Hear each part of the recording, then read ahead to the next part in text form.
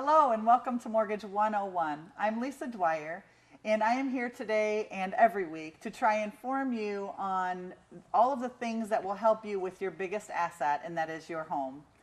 We're not here to try and sell you anything or tell you how great rates are today. We're just here to help you with your investment and to try and give you all the processes and procedures and all of the people and businesses and companies that will pertain to your home. So, for example, your appraisals, and today I have a short sale expert, and next week we have a home inspector. We've had insurance agents and lots of people that will help you in making some very key decisions in keeping your asset protected and to keep the most money in your pocket.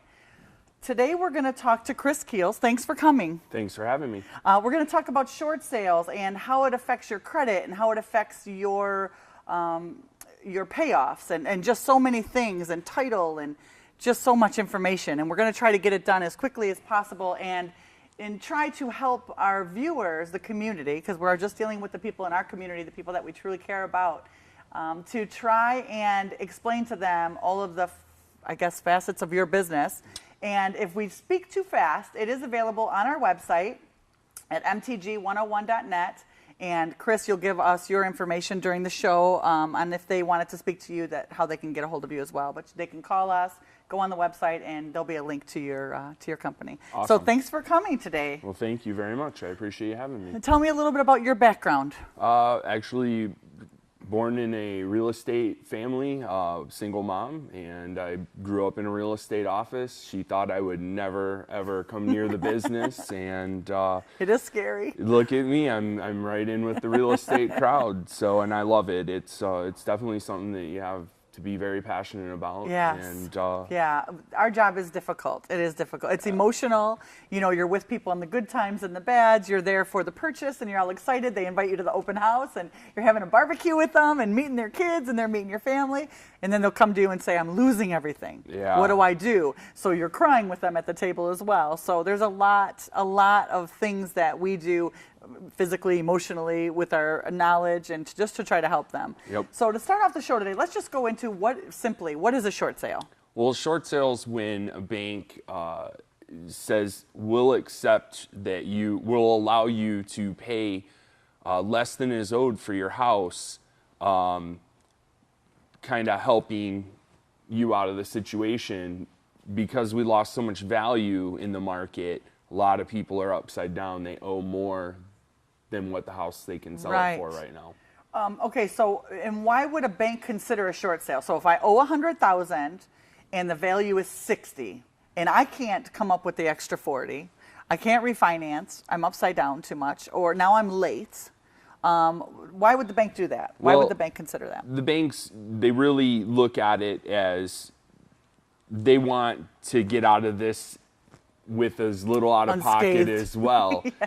So if they can allow you to sell the short sale on a short sale, generally they sell for 20% more than a bank-owned property, and they also have a lot of costs that are behind the scenes with foreclosing, attorneys' costs, right? And they also can't lend on that money when it's tied up in bad debt. Correct. So they're stifled as well. Yes. They can't do very much.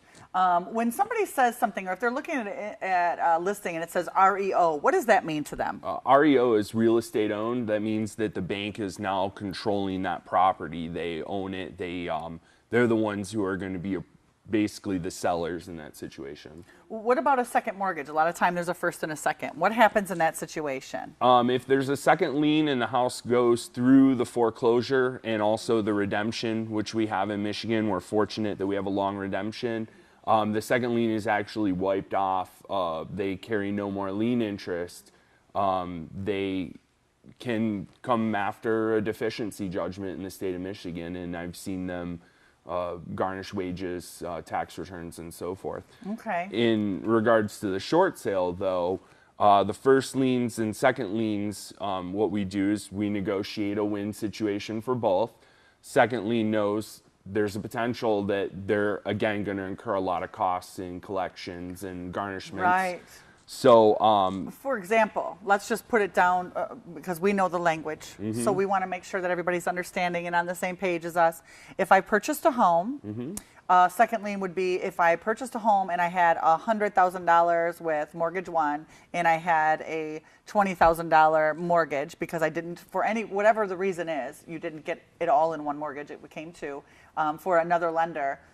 If I was to have some difficulties, you would then have to deal with both lenders. correct. And when you say work with them, you mean by calling them, getting an agreed amount to pretty much, don't want to say throw away the difference, but in essence, Right. We diminish the amount that is owed, correct? we're negotiating for the banks to release their deficiency On your behalf, on the Right. client's behalf. Right, because the last thing anyone wants is to not own the house and still be paying on it. Which has happened after the fact. If you do not have a good short sale attorney or a company that's working for you, that is very, very dangerous. We do not want you to lose your home, first of all. Secondly, we don't want you to lose your home and then have a bill or a balance due to the lender. I mean, this is so important. And I don't want to say anything negative because I use, in my business, I have relationships with many of the lenders, so I don't want to throw anybody under the bus or, but there are certain forms that the clients, you have to look for when you're negotiating this stuff. And if you're trying to do it on your own, be very, very careful because the lender will give you the okay and you'll think that everything's good. You've sold your house now. You owned let's give them an example. I owe $100,000. Somebody offered me $60,000 for the house. I go to the bank. They say yes. I sign the papers. The people just bought my house for $60,000. I walk away saying, "Woo, I couldn't afford that anymore. I lost my job or whatever happened." And now they are very excited that they sold their house. However, after the closing, something bad's going to happen, and we'll tell you when we come back right after this. Thanks for watching Mortgage 101.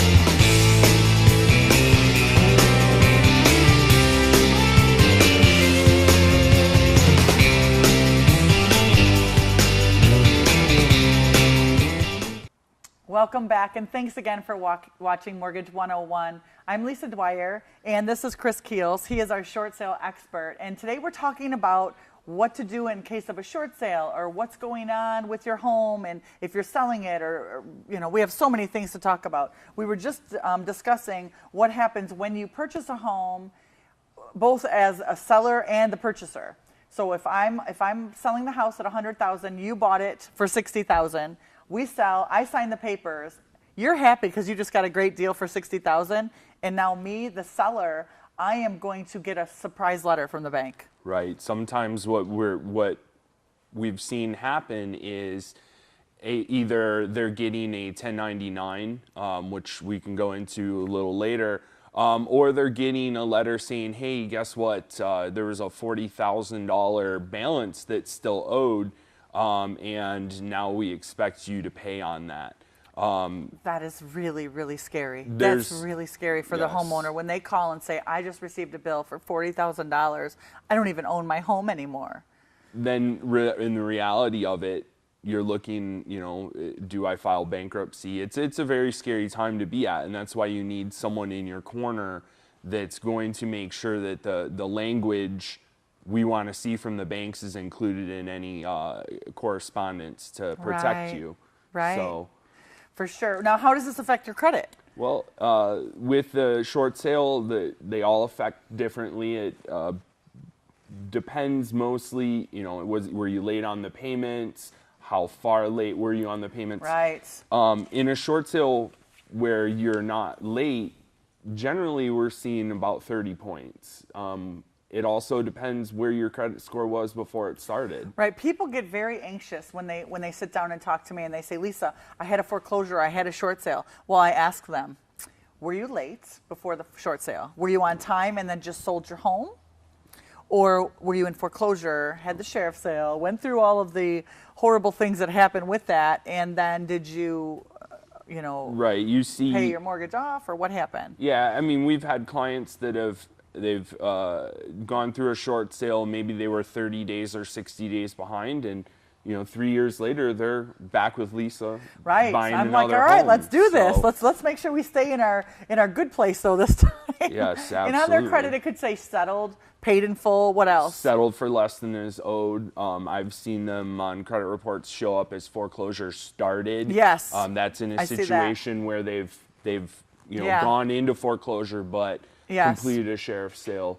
So Right. there's probably 100 different ways it could show up. And people ask me all the time. I get this as soon as they realize that they're in some foreclosure trouble, they immediately stop making payments. Right. Should they do It's- that? I mean, I tell them, do not stop making payments.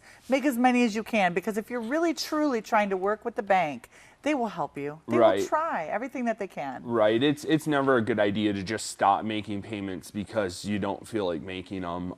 There's an obligation there for the house, and it's tough. But what I generally tell people is, if it's affecting you being able to put food on the table or gas in your car to get to Right. work, or making that payment, you have to live. You have to make sure your Right. family's taken care For of. sure. Absolutely. And the banks, for most cases, will understand that. Well, and they try. They do try. Foreclosure is a very emotional. I'm a girl, of course, and I get emotional. I'm tied to my home emotionally, and not. It makes you feel like you failed at something, or that it's a debt. It is a debt, but it's still, you can get through it. You can get through it, and it'll be okay.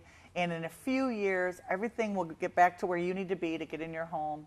So if you're facing this, we know it's hard, and we understand how difficult it is, but it'll be okay. And you have great people and resources and just so much available to you to help you through this time. So it is I'm sorry that it's such a sad show, because foreclosures are sad. But Chris is here to tell you that a short sale can be good for you. It can help you. It doesn't affect your credit that much. 30 points is not a lot. It Right. really isn't in the realm of things. We've seen clients that have bought cars the day after their short sales were done. I mean, it's okay.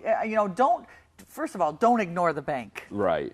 Don't That's- ignore the bank, because that will put you in so much more trouble. If you ignore them, right, then they're going to just proceed at a much faster rates. Don't move out of your home, because then Right. what's the word that Then they can file an abandonment. then you've abandoned it, and then That's- it's pretty much over. Essentially, what we want your credit report to show when it's said and done is that, yes, you had hard times, but you were responsible in how you reacted to them. And by working with the banks and doing a short sale, or even deed and lose, that's going to show that you did the responsible thing for the situation that you're in. Yeah, that's great. That is a great opportunity for you guys to do that. For me, I'm on the front end of it. I'm the one who gets the mortgage for you and helps you, and helps you with the gem cap, or trying to get this biweekly payment and pay it off early. But really, you guys are the experts on the reverse end of it. So how long does a short sale usually take? Well, they range. They can take, my fastest one that I've seen was 22 days from purchase agreement submission to closing. That's very rare. My longest one's taken 2 years and 2 months. It's it's dedication Jeez, yeah. to making That sure. is dedication. So, Good for you. I mean, listen though, when I help people through times like this, they're your clients for life. Yeah, absolutely. They will never, they will be loyal to you because you really did. And we don't get paid a lot of money. People think we get paid a ton of money for this stuff. Right. We don't. But you know what? I think it's our passion. It is. That's exactly And it. referrals, right? We look for referrals. But I would say the average time for a short sale, you're probably in that 4 to 6 month range right now. So you want to be prepared for that. Okay, so when we talk about the short sale being taking that amount of time, what about like redemption periods? How does that affect what's going on once the sheriff's sale happens? There's a lot of changes that have happened in the last 6 8 months. Because I know land, right? Land has something to do with it.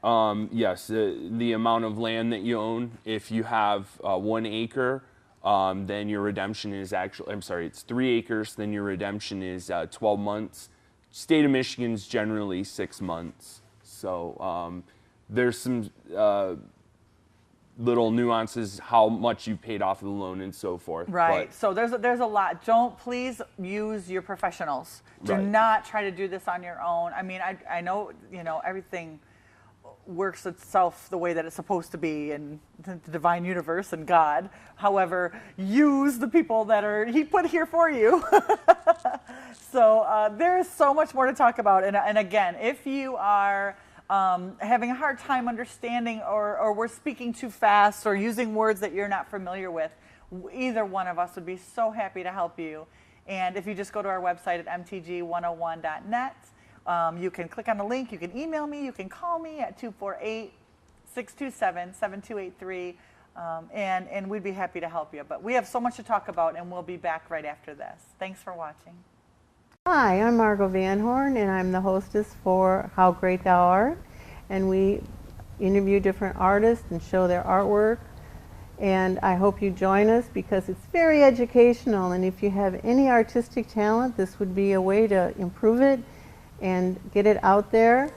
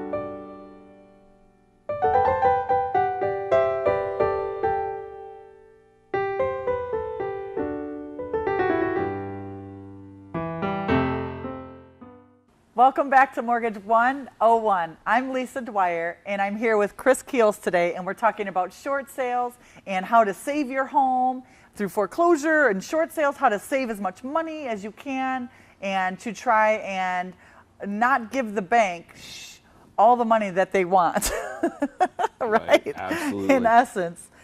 We talked about redemption period. Now, there's a lot of different times. You can have a 3 month, 6 month, 1 year. Really talk to a professional, and they will be able to tell you exactly how much time you have after the sheriff's sale. There is so much to cover. So if we start speaking fast, you can go online and hit us an email or try to contact us. Okay, can I have my family buy my house? People are like, my sister can buy my house from me. This is an easy one, no. Okay, there you go. That would be...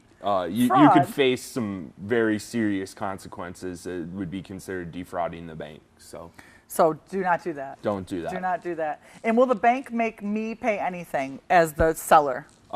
Yes, they can ask for all the way up to what you owe. That's why you need a professional to step in negotiate on your behalf, try to get you out of it with as little out of pocket as possible. Well, and okay, so and what about taxes? Now, would you get if you get a now? What are there's three different things, and we can go over this just a little bit. They can give you a 1099, right? Yep.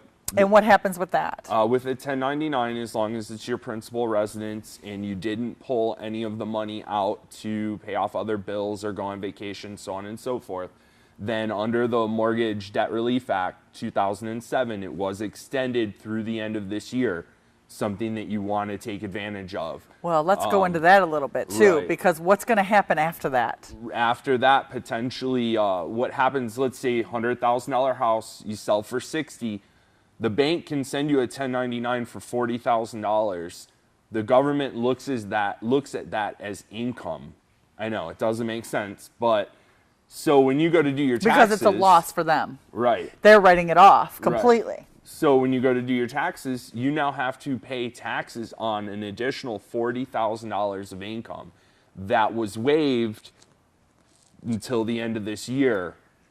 It may get extended again, it may not, but it's not something that you want to wait around to see. Right. What about the Bush's, what's it called, the Mortgage Debt Relief Forgiveness, Act. yes. Right. Okay, tell me a little bit about that. So what that does is that is going to waive you, again, if it's your principal residence, of paying any taxes on that.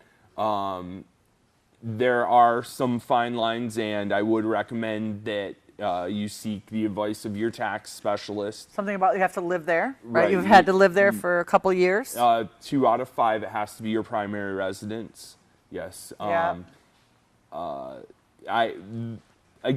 There's Well, there's ways- accountants and there's different attorneys ways, right. and there's all kinds of people that really can look at the whole bundle of whatever you're going to give them. Right, and even in a situation where maybe it was a rental property, there are still ways to make sure that you don't have to pay the taxes on that income. Right. So, But if you receive a 1099, they have sent it to the IRS as well. that's right. If you receive a 1099, it is serious business. You must pay the taxes on that money. There's no sliding it under the carpet. You're going to owe the money. You have to pay it. Get it to your accountant. Make sure that you do have an accountant You're claiming look it, at it, yes. because it's And make sure it's accurate. the last thing Lenders you make want. mistakes. Right. The right? last thing you want is to get a letter in the mail saying audit. So Right. Then you have more problems. Right. That's a different show. Okay. So if I was my client is going to sell the house for let's stick with the 160, right? Right. 100,000 and 60,000 the bank upgrade, but the people are willing to give me 75. They come back and say, "We have $15,000. Can I just give that to you?" And I'm like, "Geez. Well, I know the house is going to be worth more, and I did owe 100. So can I take $15,000 from you?" No, unfortunately. But the good news is there are some programs out there that are going to allow you to get some money back for relocation, because the banks do realize and the government realize that there's expenses incurred. So there's a lot of different programs ranging from as little as $750 all the way up to, I've had clients get $13,000 back from Right, the I've bank. had a couple $5,000 and $6,000. Will you move tomorrow? We'll give you $5,000, and they're like, "Yep, we've got our backs. Our boxes are packed." But one thing you want to be careful of too, if you do get some sort of an offer from the bank offering you money, make sure you know what they're giving it to you for. If they're just giving you money for your keys, you are still responsible for your deficiency. So you want to make sure that that's right. not the case. Do not get in that position for sure. And the deficiency, again, is the amount that you owe minus what the bank can sell it for. Right. So. Right. There's so much information. We know it's overwhelming. You talk to people all the time, and it is just give us a call, go to our website, and we'd be happy to help you out. Okay, about the place to live after the short sale. What's that about? What do I do about? Where do I go? Well, there's a lot of options. You can contact a realtor to help you find rental homes. There's always the land contract options. Unfortunately, there is a waiting period after you do a short sale. It's 2 to 3 years. They kind of a cooling off period, and it's the good thing is that with the situation, the economy the way it is, people are understanding. Apartments, houses, they're understanding. You're not just going to be shunned because you have this short sale on your record. Sure. And listen, there are so many, I don't know the numbers or the statistics. Many people have gone through this in the last few years. Yes, It's okay. It's Yes. okay. Everything will work out the way it's supposed to in God's divine right order. I believe that. And if you just make sure to protect yourself, Yes. and use the people that are so knowledgeable and professionals that know about the situation, and you'll be okay. Now, I think the biggest thing for you, Chris, what about the pay? Yep, You know, you do a really great job, and you help people, and you save them, I mean, sometimes hundreds of thousands of dollars. Right. How do you get paid? Do the That's- people have to pay you? That's the number one question I get, honestly. We do not charge for our service to Did you the hear it? homeowners. Say it again. We do not charge. Say it one more time. We're provided as a service to the realtors, to the homeowners, through a title company. The title company does their business, and we just felt it was the right thing to do. The bank will pay you. The bank, we do get a little bit from the bank. It's something that they say this is it, and we don't argue with it.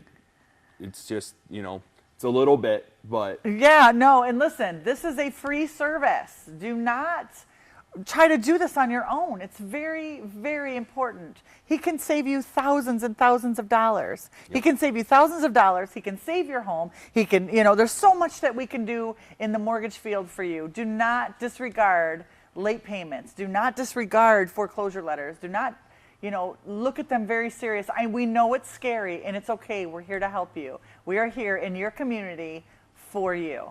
So, Chris, thank you so much for coming and Thank you. watching, and thank you for everyone for attending our show today and being part of our community. I love my job. I love what I do. I'm here to help you save and, you know, give you the best advantages to keep your home, which is your biggest asset.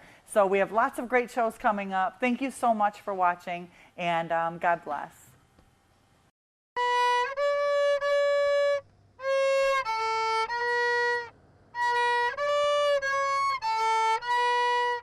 I'm program director. Production supervisor. Producer, editor.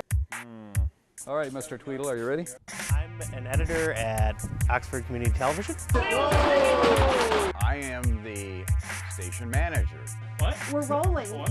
I'm proud to be a producer here at Oxford Community Television. What do you do at OCTV?